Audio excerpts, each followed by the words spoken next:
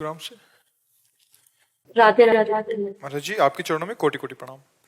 महाराज जी मेरा सवाल है कि अनजाने में किसी से गलती हो गई हो और उस गलती से किसी का नुकसान हो गया हो, जो अनजान में हुआ था, उसको माफी अभी कैसे मिलेगी? इसके बुरे कर्म से हमने कैसे छुटकारा पा सकते हैं? वैसे अनजाने में जो कुछ ऐसे पाप हैं जो हो जाते हैं, जैसे हम असावधान है, नीचे देखा नहीं, कोई जीव मर गया, या हम गाड़ी से चल रहे हैं, अचानक कोई जीव क्रॉस कर रहा है, अब तुरंत कंट्रोल करते करते घटना घट गई और हमारे हृदय में जो जलन हुई उसकी, वही उसका प्रायश्चित है। क्योंकि हमने कोई संकल्प नहीं किया, हमने कोई मारने का प्रयास नहीं किया, या हमने किसी के नुकसान की कोई वृत्ति नहीं रखी। अचानक कोई ऐसी घटना घट जाती है तो उसमें जो हमको जलन होती कि मेरे से ऐसा क्यों हो गया, वही उसका प्रायश्चित हो जाता है। और जो थोड़ा विशेषता, तो फिर स्वप्न में उसको दंड मिलता है। भयावह स्वप्न देखा, बड़ा बस खत्म हो गया, ऐसा हो गया। जो जानकारी से पाप होते हैं उनका प्रायश्चित करना, अनजाने में जो हो जाते हैं उनका प्रायश्चित दो रूप में हो जाता है। एक तो स्वयं में भयंकर जलन पैदा हो जाना, जैसे आपको कि कैसे मैं उरीन हूं, कैसे मैं उससे निकलूं, तो यही उसका प्रायश्चित है। और दूसरा स्वप्न आदि में भयावह स्वप्न नहीं आते, चार लोग मिलकर हमें मार रहे हैं, पीड़ा दे रहे हैं, फिर जगह तो कुछ नहीं था, तो जो उतनी देर पीड़ा मिली वो अनजाने में किए हुए पाप का प्रायश्चित हो गया। समझ पाए आप? संदीप गौड़ जी आगरा से। राधे राधे जी। राधा वल्लभ श्री हरिवंश महाराज जी आपके चरणों में कोटि कोटि प्रणाम। महाराज जी आम धारणा है कि मनुष्य को अपने कर्मों का फल अगले जन्म में मिलता है, इसलिए वह निर्भीक होकर इस जीवन में अधर्म के जरिए धन संपदा का अर्जन करता है और लेकिन विलासितापूर्वक जीवन। अत्यधिक अपराध बन जाने पर इसी जन्म में उसको दंड प्राप्त, जैसे महत अपराध बन जाए तो आयु क्षीण हो जाएगी और उसकी अकाल मृत्यु का योग बन जाएगा। साधु अवज्ञा तुरत भवानी, कर कल्याण अखिल के हानि। छोटे मोटे अपराध तो ठीक है, लेकिन अगर महत अपराध बन जाए तो तत्काल लागू हो जाएगा। नहीं, अत्यंत दुष्ट को गोली मार दी जाती है, न्यायालय तक पहुंचाने की बात पीछे होती है, पहले उसको गोली मारी जाती है। नहीं तो न्यायालय कानून के अनुसार फिर अपराधी को फांसी या सजा मिलती है, लेकिन अत्यंत दुष्ट जैसे आतंकवादी है, क्योंकि अगर उनको चांस मिला तो फिर तो उनको मृत्युदंड ही उनका सच्चा मार्जन है उनके अपराध का। तो जब महत अपराध बन जाता है तो फिर इसी जन्म में लागू हो जाता है। और साधारण अपराध बनते हैं शुभ अशुभ, तो वो उसके चलते रहते हैं, फिर भगवान देते हैं, क्योंकि अनंत जन्मों का हिसाब किताब है। तो हमें लगता है कि इस कानून को ऐसा ना समझा जाए कि गलत है। नहीं, हमारी भारतीय संविधान में भी देखो, सबको तुरंत दंड मिल जाता है क्या? 10-10 वर्ष मुकदमा चलता रहता है, जबकि एक प्रदेश एक देश और अनंत ब्रह्मांडों का हिसाब किताब अगर एक जन्म के बाद, तो फिर कोई आश्चर्य की बात नहीं है। कभी कभी 20-20 वर्ष हो जाते हैं मुकदमा चलते हुए, फिर उसे सजा होती है। तो इसलिए ये भागवतिक जो कानून है उसे उसको इसी जन्म में अशांति, उद्विग्नता, भय, शोक, चिंता, मृत्यु, ये तो प्राप्त होते हैं। और परिणाम जो होता है फिर कई जन्मों तक, जैसे भीष्म जी कह रहे हैं मुझे 100 जन्म तक याद है, मैंने ऐसा कोई पाप नहीं किया, कि 6 महीना बाणों की शैया पर। तो फिर उदाहरण में भगवान ने आगे दिया कि आप एक राजा थे और आपने एक सर्प को झाड़ी पे डाला, कांटों पे, वो 6 दिन में तड़प तड़प के मरा, तो तुम्हें 6 महीना बाणों की शैया पर। तो मतलब हमारा हजारों सैकड़ों जन्मों का हिसाब किताब चल रहा है, पूरा रजिस्टर भरा हुआ है। अब रजिस्टर बढ़ाने नहीं आए, मिटाने आए हैं। हम ऐसा भजन करें भगवान का कि संचित कर्म भस्म हो जाए और क्रियमाण जो नए हो रहे हैं वो पवित्र आचरण हो और भगवत समर्पित हो, तो वो निष्फल हो गए, वो हमें बांध नहीं पाएंगे। शुभ भी बंधन है, और जो हमारा प्रारब्ध है वो निष्प्रभावित हो जाए कि हमको परास्त न कर पावे। तीनों प्रकार के कर्मों का शासन भगवान के भजन के द्वारा किया जा सकता है। संचित को भस्म, क्रियमाण को निष्फल और प्रारब्ध को निष्प्रभावित। प्रभावित तब माने जब हमको रौंद के गिरा दे, भगवान से विमुख कर दे। तो भगवान से विमुख कर दे, इतना बड़े प्रारब्ध की सामर्थ्य अब नहीं रह गई। तो हम ऐसा भजन करें कि विध्वंस कर दे संचित कर्म को और निष्फल कर दे क्रियमाण को और निष्प्रभावित कर दे। हम भगवान के अंश हैं, हम भगवान सच्चिदानंद के अंश हैं और मनुष्य जन्म यही करने के लिए मिला है, केवल भोगने के लिए नहीं मिला। केवल भोगने के लिए पशु योनियां हैं, देव योनियां हैं, मनुष्य योनि नए कर्म का। तो हम ऐसा भजन करें, ऐसा परोपकार करें, ऐसा परहित करें कि हमारा मंगल हो जाए। इसी जन्म में हम इन 3 कर्मों से मुक्त हो जाएं, क्रियमाण, प्रारब्ध और संचित। तीनों से हम त्रिगुणात्मिका माया से मुक्त होकर भगवान को प्राप्त हो। किसका प्रश्न था? हाँ प्रभु। तो ये भागवतिक और हमारे भारतीय कानून को भी देख लो, कहाँ तुरंत सब कुछ हिसाब किताब हो जाता है क्या? वर्षों लगते हैं। तो फिर तो भगवान का बहुत बड़ा दरबार है। पर ये जो बात बताई ना तत्काल, हाँ हमने देखा एक बदमाश जो है भाग कर आया था जब हम शेनपुर में थे, बगीचे में बहुत बड़ा जंगल था, उसमें उसकी हालत ये थी 5 मिनट चैन से बैठ नहीं सकता। बत्तख रुका क्यों? बस मतलब भयभीत, अशांत, उद्विग्न, विषाद युक्त। तो ये कर्म का ही तो फल है ना कि चैन नहीं है, शांति नहीं है, हर समय भय लगा, कहीं से भी कोई आ सकता है, पुलिस आ सकती है, या उसकी पार्टी में विरोध हो गया था, हमारी पार्टी का ही कोई हमें मार दे, बड़ा भय, बड़ा भय। तो मनुष्य जन्म मिला है निर्भय होने के लिए, निश्चिंत होने के लिए, निशोक होने के लिए। ये होगा भगवान की शरण में। भगवान की शरण में जो शभीत आया आवा शरणाई रखियों ताई प्राण की नहीं। भगवान कह रहे जैसे प्राणों की रक्षा हम अपने लोग करते हैं, ऐसे भगवान हमको अपने प्राणों की तरह रक्षा करते हैं यदि हम भगवान की शरण में हो जाए। तो निर्भय होकर कोई पाप तो नहीं कर सकता ज्यादा दिन, भयभीत, शोक मगन, चिंता और ये सब। और जब पाप बढ़ गया तो किसी के मारने की जरूरत नहीं, वो अपनी भी मौत मर जाता है, बहुत दुर्गति होती है। अवश्य में वो भोक्तव्यम कृतम कर्म शुभा अशुभम, शुभ अशुभ।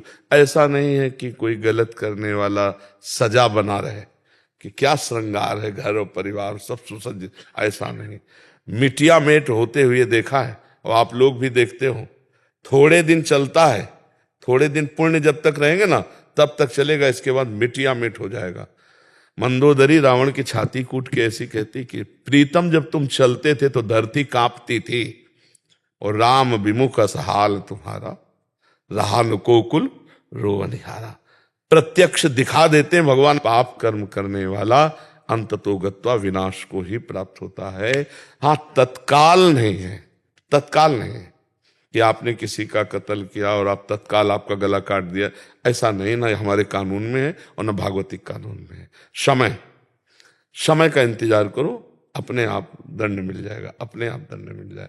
तुम्हारा कर्म ही तुमको दंड देगा, तुम्हारा कर्म ही तुम्हें दंड दे देगा, कोई दूसरा दंड नहीं देता, कर्म ही देता है दंड। किसी की खोपड़ी में, तुम्हारी खोपड़ी में बैठ जाएगा, तुम्हारी खोपड़ी में बैठ के तुम्हारे हाथ से तुमको जहर खवा देगा, तुम्हारे हाथ से तुमको पंखे में लटका देगा, तुम्हारे हाथ से गोली शूट करवा देगा। कर्म बलवान है, इसलिए ऐसा ना मानना चाहिए कि बाद में देखा जाएगा, देखने लायक नहीं रहोगे, ऐसा दंड आता है देखने लायक नहीं रहोगे। सच्ची कहते हैं पाप से डरो, वो जब फलीभूत होता है ना तो अच्छे अच्छों के, हाँ भगवत प्राप्त संतों के शरीर में भी प्रारब्ध अपना प्रभाव दिखाना चाहता है। रामकृष्ण परमहंस जी के गले में कैंसर, बड़े बड़े महापुरुषों के कर्म अवश्य भोगना पड़ता है। इसीलिए कोई ऐसा ना समझो कि हमने जो कर्म किया उसका फल नहीं मिलेगा। अगर कहीं डिलीट कर सकते हो तो एकमात्र भगवान का भजन है, दूसरा कोई उपाय नहीं। भजन से ऐसा होता है, अगर ऐसा ना होता तो कोई जीवन मुक्त होता ही नहीं, कोई भगवान को प्राप्ति नहीं कर पाता, सब कर्म भोग में फंसे रहते।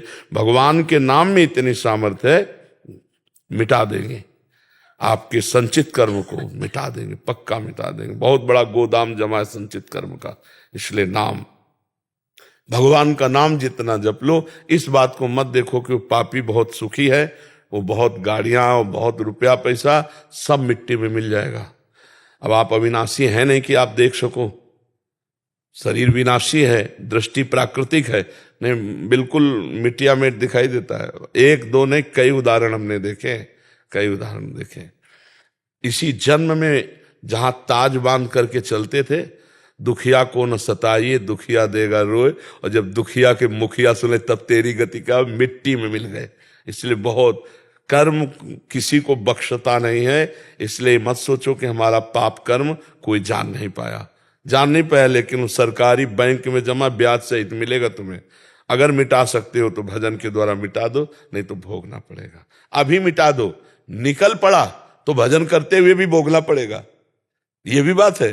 पूर्व का जैसे बाण छूट गया, वो तो लगेगा कि जो तूड़ीर में उसे भस्म कर सकते हो, तो जो संचित कर्म है वो तो भस्म हो जाएंगे, लेकिन जो प्रारब्ध बन के आ गया, अगर भजन में चित्त लगाए तो प्रभाव कम रहेगा, पर शरीर में रहेगा उसका प्रभाव। आप समझ पाए प्रभु? रमेश जी नोएडा से। गुरुदेव आपके चरणों में कोटि कोटि प्रणाम। महाराज जी, महापुरुष और महाराज जी आपसे भी सुना है कि प्रकट शरीर का ज्यादा महत्व तब तक है जब तक भगवत प्राप्ति नहीं होती, परंतु शिष्य और भक्तों के लिए गुरु जी के प्रकट शरीर का बहुत महत्व है। उनकी चाहत है कि गुरु जी के प्रकट शरीर में दर्शन, सत्संग, एकांतिक वार्तालाप दीर्घ आयु तक बना रहे। ये जानते हुए भी मृत्यु लोक में स्थूल प्रकट शरीर की आयु श्वास सीमित है। प्रियता, प्रियता और जो सानिध्य में लाभ मिलेगा वो अमोघ होगा। अब जैसे हमारी वाणी आप टेप कर लो और उसको सुनो तो पकड़ पाओ तो पकड़ पाओ, लेकिन जैसे आप सामने आए हो, अब हमारी दृष्टि पड़ रही, इसका एक अलग प्रभाव होगा, इसका प्रभाव होगा। जैसे आप इतने में बैठे हो ना, एक अजीब वातावरण आप खुद देखेंगे। भजन का एक प्रभाव होता है।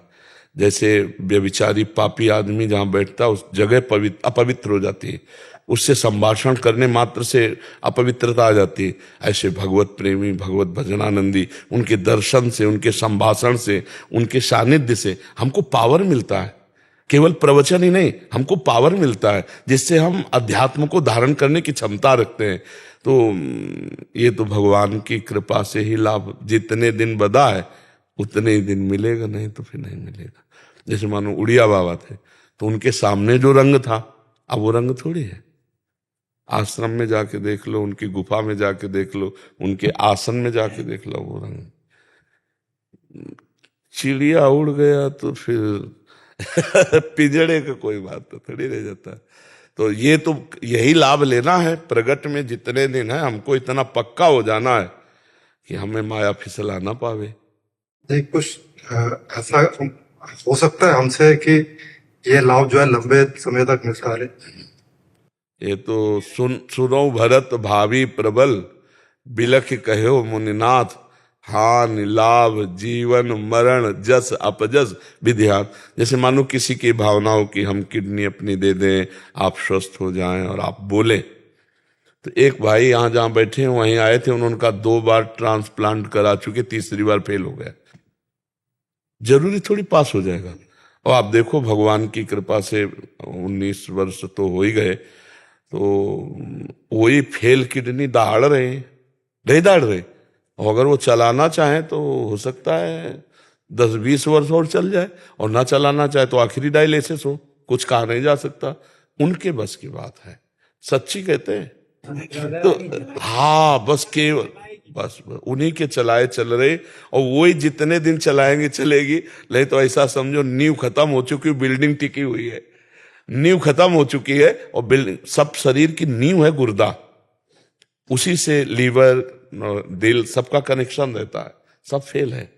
भगवान कभी कभी अपने आप ही प्रार्थना हो जाती है कि ये समय काफी लंबा वैसे हमने देखा है कि जैसे हम एकदम गिरे, 2-4 दिन एकदम चपेट मारती है किडनी, फिर हम एकदम पावर में हो जाते हैं। तो ये आप लोगों की जो प्रार्थना है ना, भक्तों की जो भावना है ना कि हमें 4 दिन और अवसर मिले, तो हमें लगता है सबका आशीर्वाद और प्रेम हमें तुरंत खड़ा कर देता है। हम जब 12 बजे जगते हैं ना, तब 2 बजे रोड में आ पाते हैं, और ये सब चलता रहता है 9:30 बजे तक ऐसे। तो भला किडनी फेलियर आदमी से कैसे चल सकता है? बोलने में प्यास लगती है, पानी हमारे लिए ब्रेक लगा हुआ है।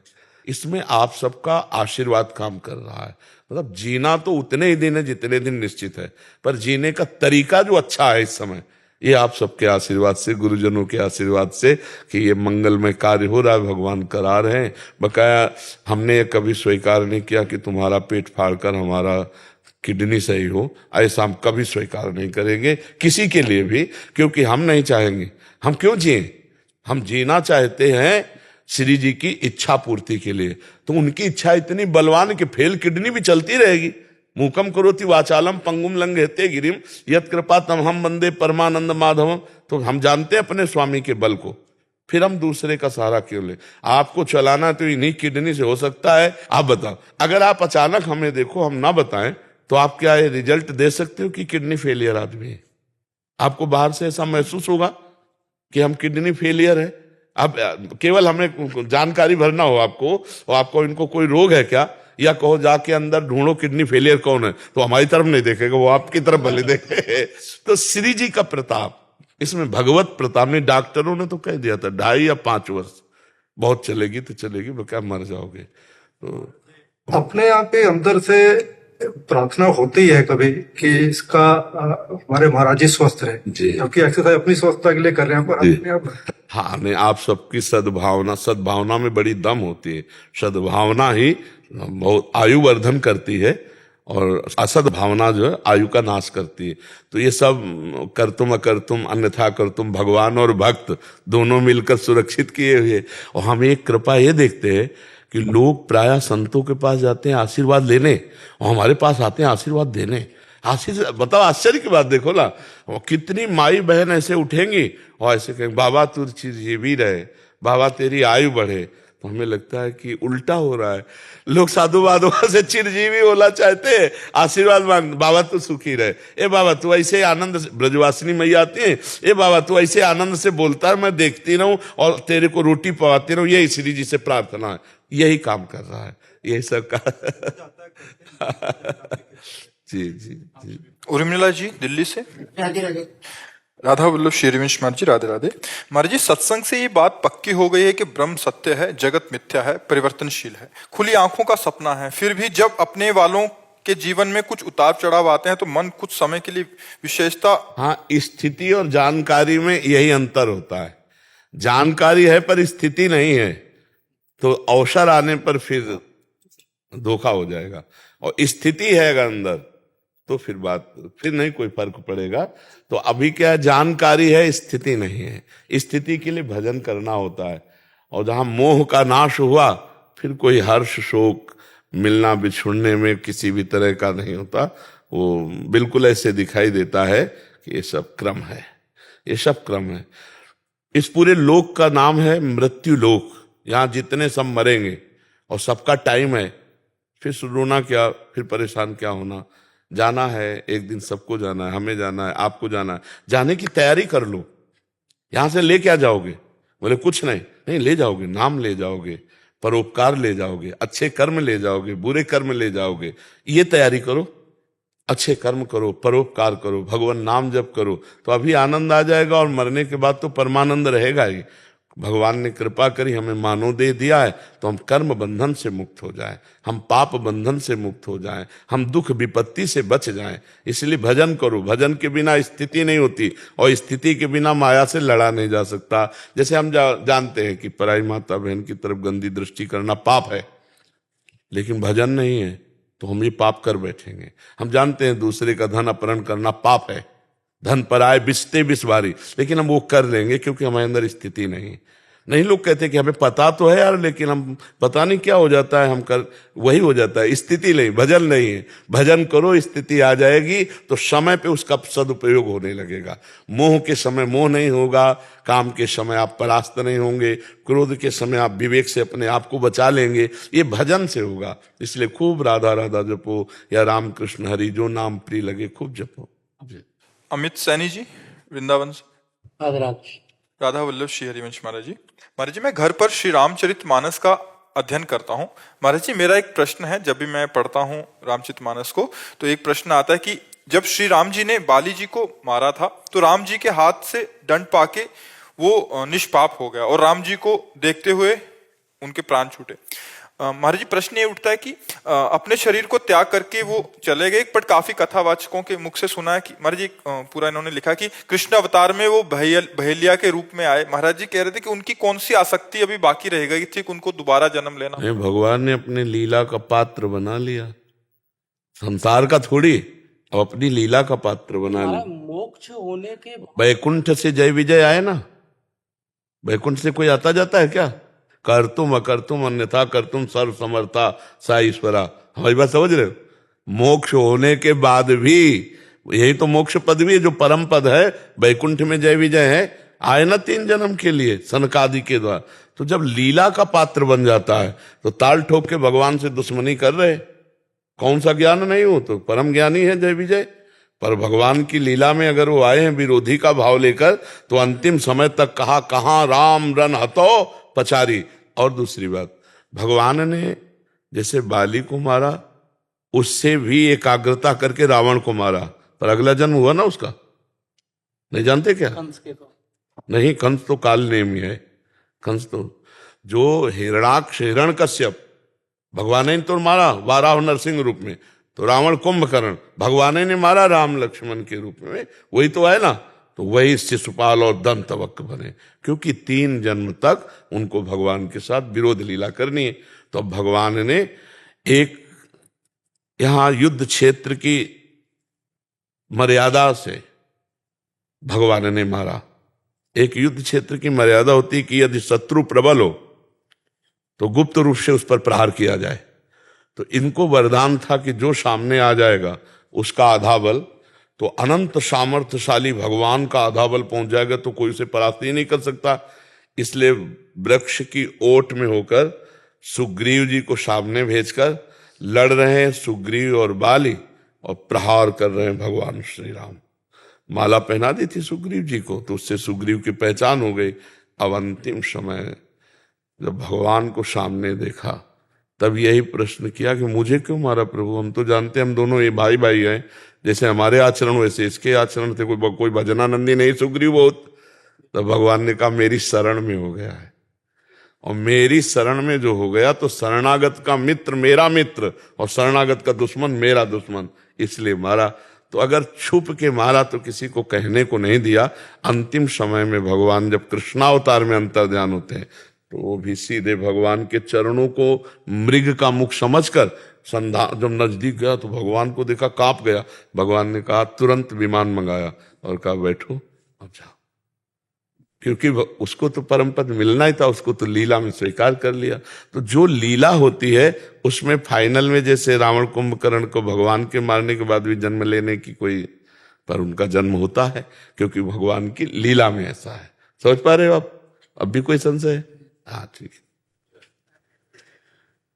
अर्चना जी, महाराज जी राधे राधे।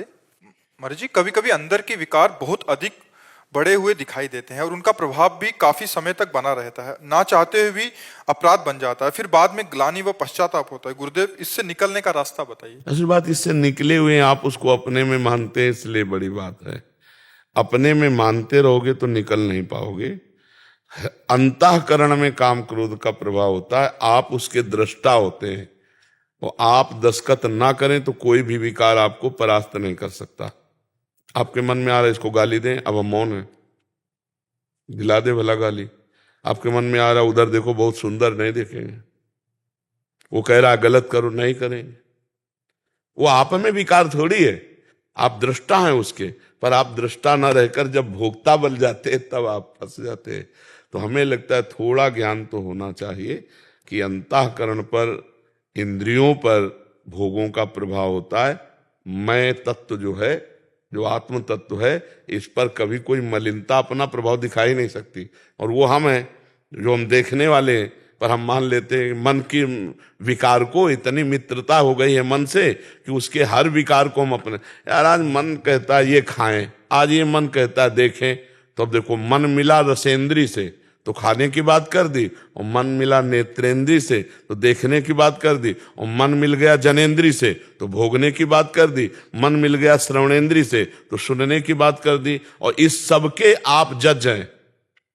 क्या सुनना ठीक है वही सुनो, क्या भोगना ठीक है वही भोगो, क्या देखना ठीक है वैसे ही देखो।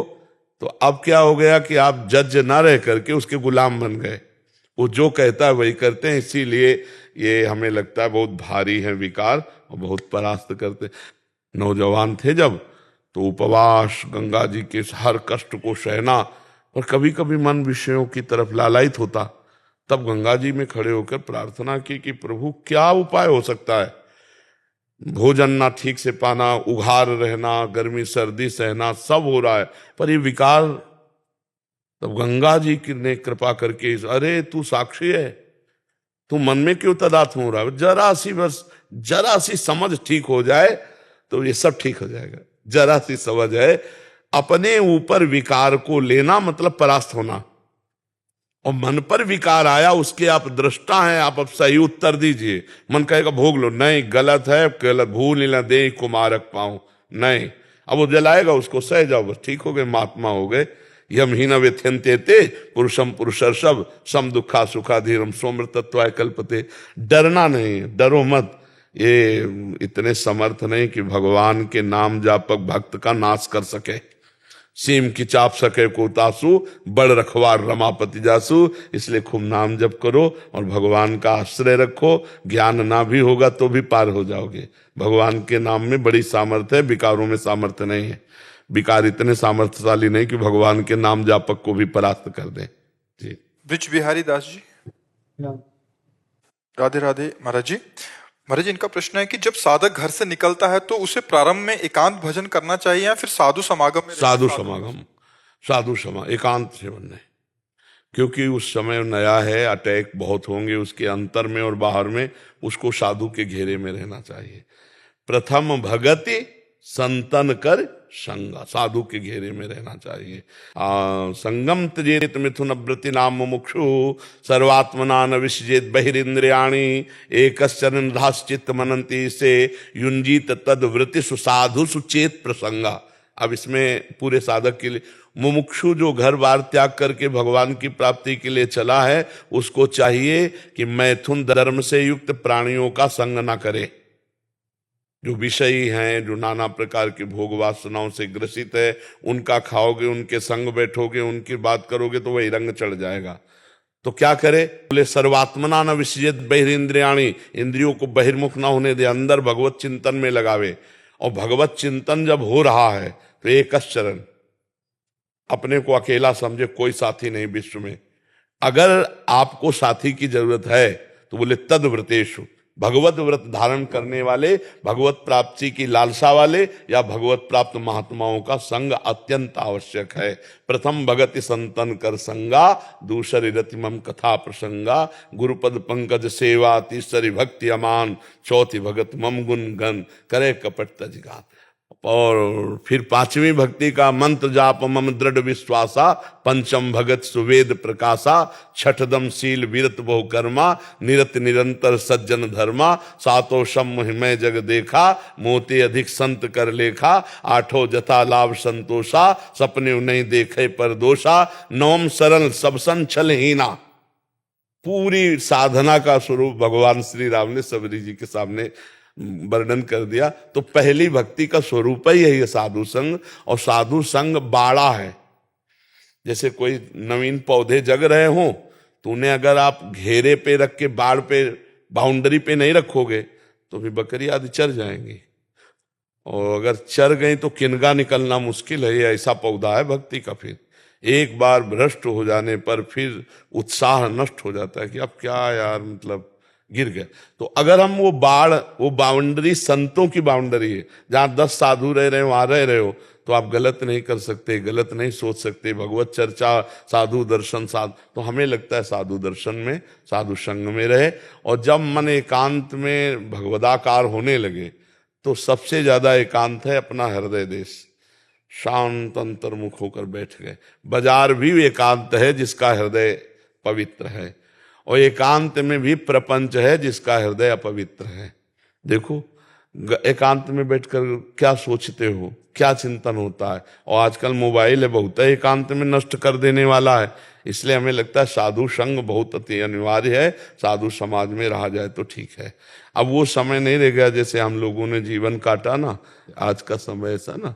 अब मान लो आप किसी गांव में भिक्षा मांगने गए गंगा किनारे, और किसी लड़के ने रो दिया, बोले लड़का चुराने आने आया, मार डालेंगे लोग, देखो मार। तो बहुत ही ऐसा अब कलयुग का ऐसा प्रभाव बढ़ रहा है। साधु समाज में रहो, तीर्थों में रहो, धामों में रहो, कहीं जाने की जरूरत नहीं, भजन करो।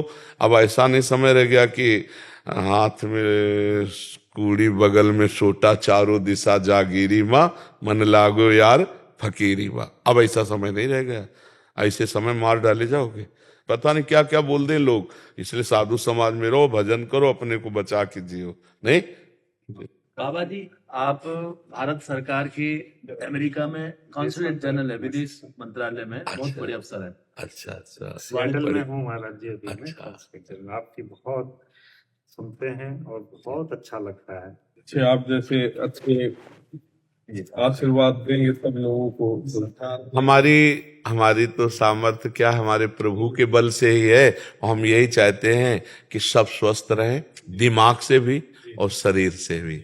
नहीं, अध्यात्म दिमाग को स्वस्थ करता है। अगर आपका दिमाग स्वस्थ है ना, तो शरीर की पीड़ा भी आप सह जाएंगे। और दिमाग अस्वस्थ है तो फिर वासनाओं में ये सबसे बड़ी बीमारी वासना, इसी की बीमारी के कारण पूरे जेल भरे हुए हैं। ये सब दिमाग के बीमार लोग हैं, जो अपने दिमाग को कंट्रोल नहीं कर पाए और गंदा आचरण कानून के खिलाफ कर दिया, तो वहां पाप आचरण कर दिया तो नाना प्रकार के रोग आदि, शरीर में दंड तो मिलता ही है, भागवतिक दंड तो मिलता ही है। आप इस शिक्षाओं से आप इससे पूरे समाज में और जो ये भगवान का प्रभाव समझो। 20 लोग 30 लोग बैठते हैं और 20 लाख लोग आनंद ले रहे, तो भगवान की कृपा से ये। नहीं मान लो यूट्यूब ना होता तो जैसे कुएं में दीपक जल रहा है लेकिन बाहर प्रकाश ना जाता, कौन जानता। लेकिन भगवान संयोग बैठाल दिए कि यूट्यूब है, तो उससे चाहे अमेरिका से सुनो चाहे जिस देश से सुनो, सुन सकते हैं। बाबा जी, हम जज हैं, हमने महसूस किया कि जज को भी प्रभावित करने के लिए प्रयास करते हैं। हाँ। तो उसका मन जज का बड़ा दुख होता है, तो इसके लिए क्या? वैसे जज ही नहीं, पूरे जितने पद हैं इनमें दो बातें उसको अपने अधिकार से नीचे गिरा देती है, प्रलोभन और भय। दो शब्द हैं, एक है प्रलोभन और एक है भय। आप प्रलोभन से नहीं डिगेंगे तो भय से आपको डिगाया जाएगा, और आप भय और प्रलोभन दोनों से न डिगे तो भगवान आपके साथ है, आपको कोई बाल बांका नहीं कर सकता। आप अपने पद में हैं और अपनी गरिमा में रहिए।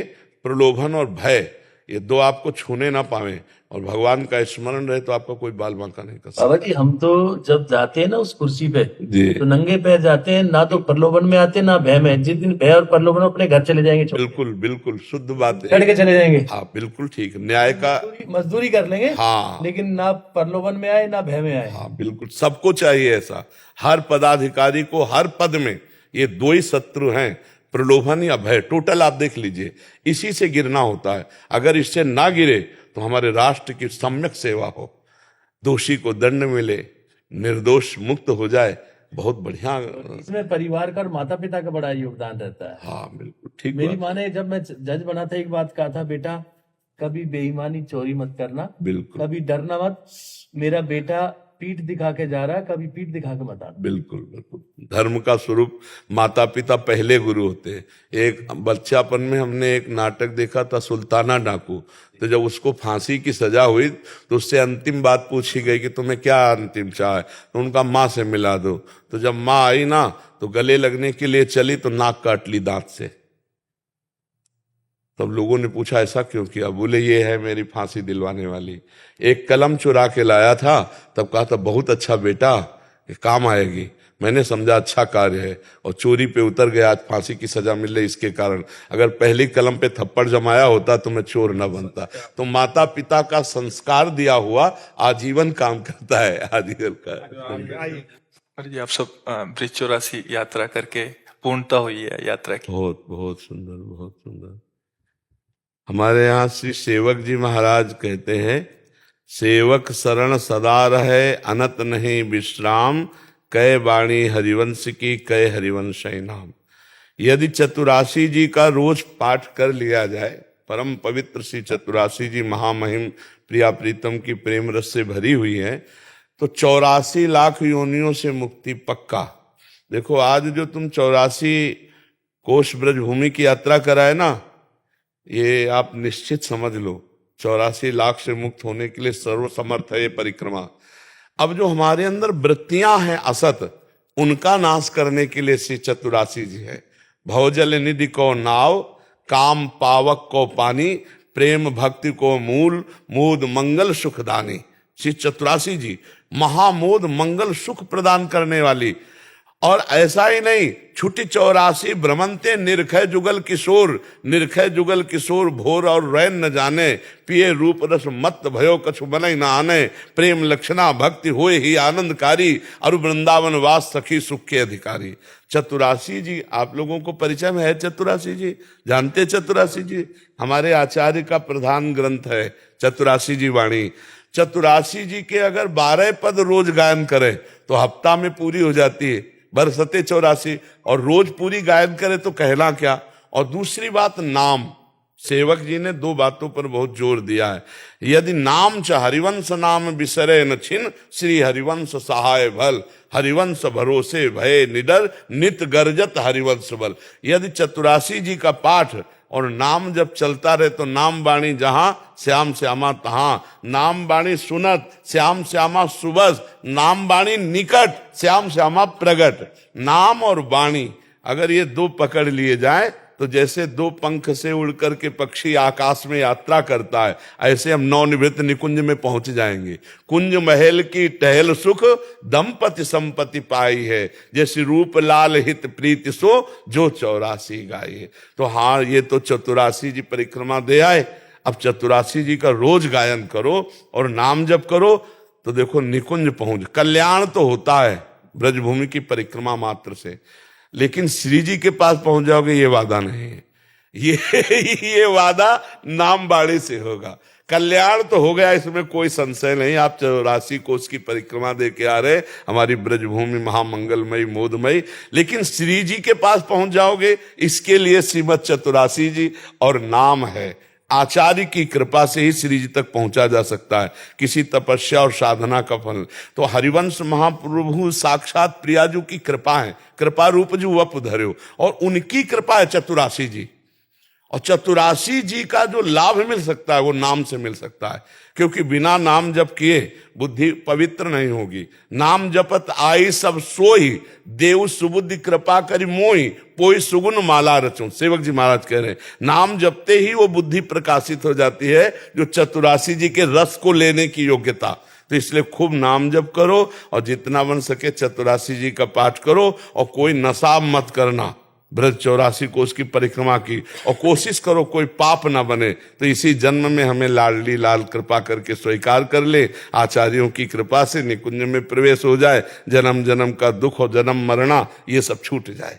बड़ी कृपा है। और खूब नाम जप करो। देखना, वैसे आप देखो, जब 84 कोस की परिक्रमा नहीं लगाए थे तब कैसा लग रहा था, अब कैसा लग रहा है? हल्का लग रहा है ना, पापलस। ये हाँ, ये परम मतलब एक आह्लाद। और अभी जैसे मिले, ये अगर स्वीकार कर लो कि रोज 12 पद चतुरासी जी के पढ़ेंगे और नाम का चलते फिरते उठते बैठते अभ्यास, तो आप देख लेना आपको कैसा, अगली बार मिलोगे तो फिर पूछेंगे कैसा आनंद है। नहीं, अब कोई नया पाप मत करना। जैसे कपड़ा धुल जाए ना तो बचा के रखना चाहिए, कोई दाग ना लगे, तो पक्का धुल गए हो।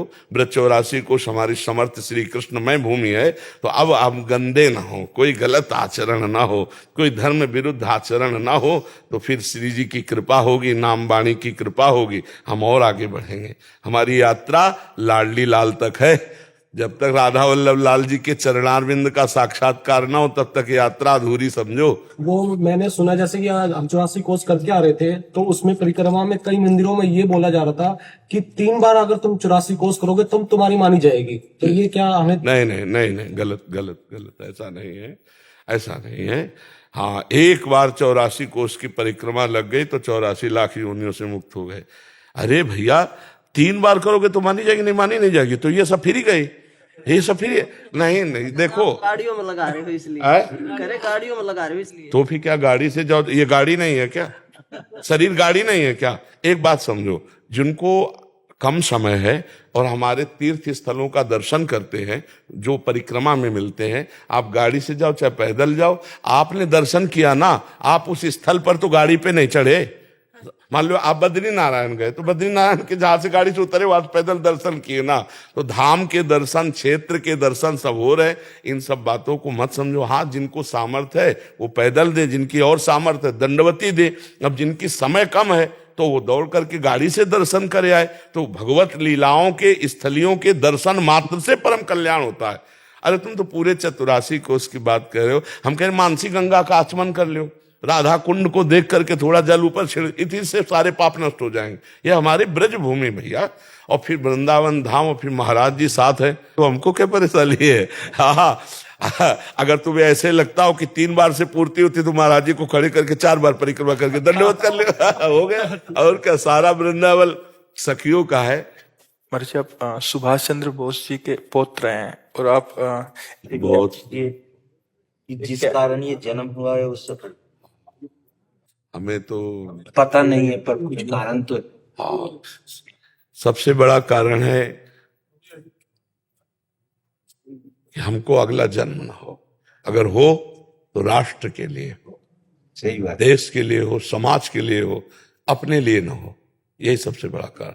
जो अपने लिए करते हैं वो स्वार्थ की वासना में बन जाते हैं, और जिस महापुरुष का नाम लिया गया वो हमारे राष्ट्र की शान है, हमारे राष्ट्र के लिए जीवन अर्पित किया है। इस नाम को सुनते ही रोमांच हो जाता है। ये सुभाष चंद्र बोस, चंद्रशेखर आजाद, भगत सिंह, इन नामों को सुनते ही हृदय में एक नवीन ताकत पैदा होती है। कैप्टन बत्रा जी थे जिन्होंने देश कारगिल लड़ाई में उनका शहीद हुए थे, आप उनके पिताश्री हैं। बहुत सुंदर, बहुत धन्यवाद। और धन्य है वो माता पिता जिसका ऐसा पुत्र हो जो देश राष्ट्र के प्रति, उनकी गाथा सुनी है हमने, हाँ, कारगिल के युद्ध में। हाँ, बहुत बहुत आपको भी फिल्म भी बने हैं उनकी।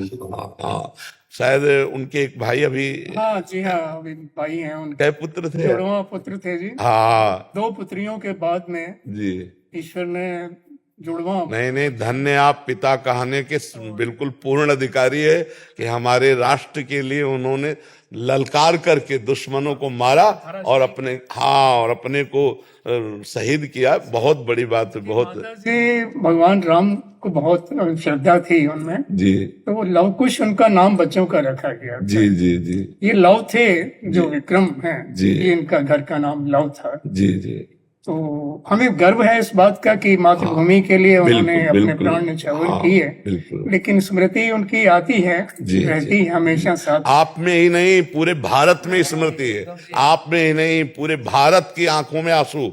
जब उस बात को देखा जाता है ना, तो ऐसे देखा जाता है जैसे मेरा भाई, मेरा जन। ये मतलब आप इतना सौभाग्य समझिए कि हमारा पूरा भारत उनकी स्मृति के लिए, हाँ, पूरा भारत।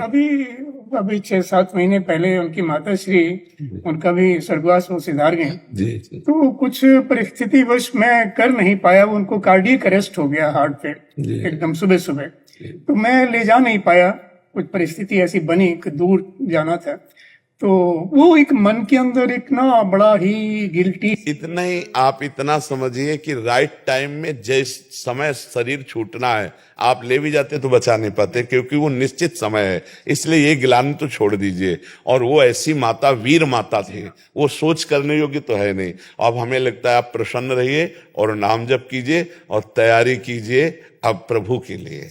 नहीं, देश में तो आपका झंडा झूम ही रहा है, आप उनके पिता हैं, नहीं, और ऐसे वीर बहादुर पुत्र हुए। अब नाम जप करके भगवान को प्राप्त बस करो। वही मैं आपसे ये कहने जा रहा था कि बीज तो भक्ति का पड़ गया है, जी, लेकिन अब वो कैसे शीघ्रता से। नाम जप, नाम जप, अधिक से अधिक नाम जप। जो नाम आपको प्रिय हो, राम कृष्ण हरि राम, जी मेरे हाँ, बस बार बार उसी नाम को दोहराइए। नाम में ही सब कुछ सामर्थ्य विराजमान है। ठीक है, लाओ इन सबको दुपट्टा पहनाओ श्री जी का और स्वागत है। हाँ, धन्यवाद, आपने दर्शन दिए, ये हमें अच्छा लगा। जी, धन्यवाद। जालिंदर जी, जय भीमा शंकर से। महाराज जी, मैं श्री क्षेत्र भीमा शंकर संस्थान में पुजारी हूँ। महाराज जी, हम जब पूजा अर्चना सेवा करते हैं तब कुछ महिला भक्त मंदिर में बहुत कम वस्त्र परिधान करके आते हैं, उससे अंग प्रदर्शित होते हैं, अन्य भक्तों को ना चाहते हुए भी देखना पड़ता है। हम जब उनसे कहते हैं तो कहते हैं कि हमारी मर्जी, तुम्हें क्या अधिकार, और लड़ने लग जाती है। महाराज जी, कृपया मार्गदर्शन करें कि ऐसे मंदिर आदि में या कोई मंदिर या कहीं भी देखो, आज जो है मन और इंद्री की गुलामी को स्वतंत्रता माना गया है। अध्यात्म के शब्दों में यदि समझेंगे आप, मन और इंद्री की गुलामी को स्वतंत्रता माना गया है। शास्त्र और गुरुजनों की आज्ञा को परतंत्रता माना गया है। इसीलिए प्रभाव नहीं पड़ सकता। क्योंकि भवानी शंकरो वंदे श्रद्धा विश्वास रूपिणो याभ्याम बिना न पश्यन्ति सिद्धा स्वांता स्तमीश्वरम। श्रद्धावान लभते ज्ञानम। जब श्रद्धा ही नहीं है संत और शास्त्र के वचनों में, तो मन मानी आचरण स्वाभाविक है। अब हमको अपने को बचाना है।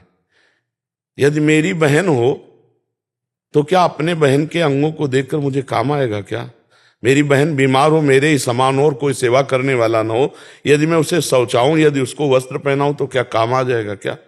तो मैं अपनी दृष्टि को पावन करूं। अब समाज को पावन करने की सामर्थ्य भगवान में है, या भगवान जिन संतों की वाणी से करवा दें तो है, नहीं तो असंभव सा है, क्योंकि मनमानी आचरणों का बड़ा मनोरंजन चल रहा है। शास्त्र आज्ञा का पालन करना कहीं रह नहीं गया है। अब हम बार बार उसी प्रसंग को फिर सामने लाते हैं। एक बच्चा कई बच्चियों से बॉयफ्रेंड गर्लफ्रेंड का संबंध रखते हैं, बच्चियां, और ब्रेकअप करते हैं, फिर अगले, फिर इसे क्या कहते हैं हमारी शास्त्रीय भाषा में? व्यभिचार। और व्यभिचारी पुरुष और व्यभिचारी स्त्री को किस भाव से देखा जाता है शास्त्र की दृष्टि में? तो संयम तो खो चुके, पवित्रता खो चुके। अब ये लज्जाहीन, मर्यादाहीन बुद्धि, ये क्या ऐसा वो सदुपयोग अपने शरीर का या अपने जीवन का कर पाएगी? बस वो तो अब उनके विषय में बोलने का मतलब है अपने को गाली खवाना। तो हमें लगता है हमें अपनी दृष्टि ठीक कर लेनी चाहिए, और तेरे भावे जो करे भलो बुरो संसार, नारायण तू बैठ के अपनो भवन बुहार। हाँ, तो हमारा शास्त्र और हमारे गुरु जी यही उपदेश करते हैं कि अपने आप को बचा लो, बस यही खास बात है। दूसरे को बचा ले चलोगे तो आप भी घसीट जाओगे। मान लो आप हर बच्ची को ऐसे ही करो तो आपके ऊपर फिर रिपोर्ट हो जाएगी कि ये गलत दृष्टि वाला है। इसलिए जिस रूप में आओ प्रभु आप ही हो। हाँ, कोई आपसे पूछे तो उपदेश दे दो, लेकिन समझने वाला कोई है नहीं। हमको अपने आप को समझाना होगा।